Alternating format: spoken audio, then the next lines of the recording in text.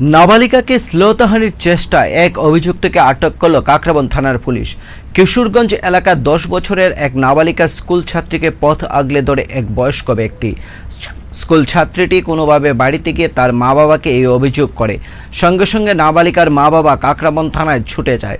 শফিকুল ইসলামের বিরুদ্ধে শ্লীলতাহানির চেষ্টা করার অভিযোগ এনে থানায় মামলা দায়ের করা হয়। মামলা হাতে নিয়ে কাকরাবন থানার ওসি শফিকুল ইসলামকে আটক করে।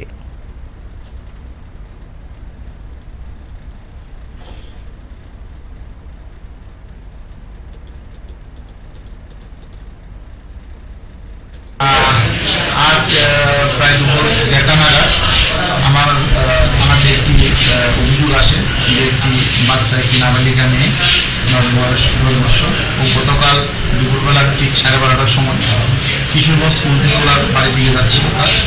তখন রাস্তার মধ্যে একটি জায়গার মধ্যে লোক, যার নাম শফিকুল, বাবার নাম আলী আকবর, নদীর পার কিশোরগঞ্জ ওনার বাড়ি, ওই বাচ্চা মেয়েটিকে মোলেস্টেড করে সেই অভিযোগ আসার পর আমি আমার টিম নিয়ে গেট করি এবং নিজেদের মধ্যে গিয়ে ওই আসামিকে ওর বাড়ি থেকে অ্যারেস্ট করে আনতে আমরা সক্ষম হই।